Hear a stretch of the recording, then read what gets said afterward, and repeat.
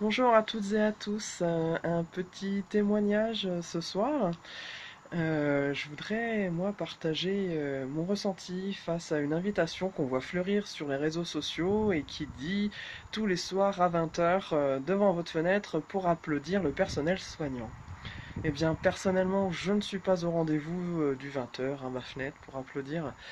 Je ne fais rien de particulier à part rester chez moi. Au milieu de toutes les invitations qui fleurissent sur les réseaux sociaux, qui m'enjoignent et moi m'obligent un peu à remercier les soignants de telle ou telle façon, de participer à la diffusion de l'information sur les gestes barrières, eh ben, j'ai choisi d'imiter Jésus face à ceux qui voulaient le pousser hors de leur ville et le précipiter d'un escarpement d'une colline. La phrase exacte, c'est mais lui, passant au milieu d'eux, allait son chemin. Voilà, toute cette foule d'informations, c'est un peu comme tous ces gens qui veulent pousser Jésus dehors, mais lui passe au milieu d'eux, tranquillement. Je me dis, gardons notre calme et passons notre chemin au milieu de cette foule d'informations dramatiques qui nous inondent. Moi, je vais vers mon Père, qui m'appelle à lui remettre chaque jour dans le cœur à cœur de la prière, chaque homme, chaque femme, chaque enfant de ce monde.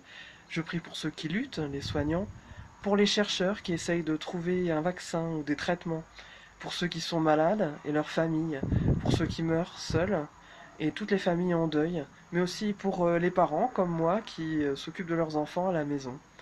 Je porte ce monde chaque jour dans ma prière comme je le peux. Je le porte quand je dis Notre Père à tous.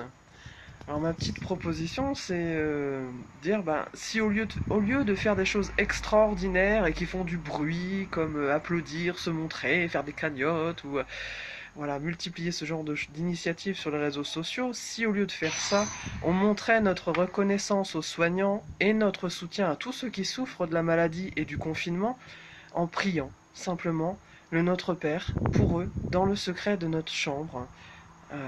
Parce qu'après tout, Dieu nous l'a dit, hein, quand on prie dans le secret, il nous voit. Alors déculpabilisons, j'ai envie de dire, ce n'est pas parce qu'on n'applaudit pas à sa fenêtre à 20 heures ou qu'on ne participe pas à telle ou telle cagnotte en ligne qu'on est égoïste. Priez Dieu pour le monde par une petite prière, même simple, même courte, avec amour, vaut bien plus que des applaudissements.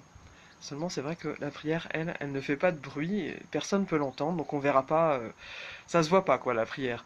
Mais par contre, on ne peut pas savoir ce que nos intentions et nos prières sèment dans le cœur de ceux et celles pour qui on prie.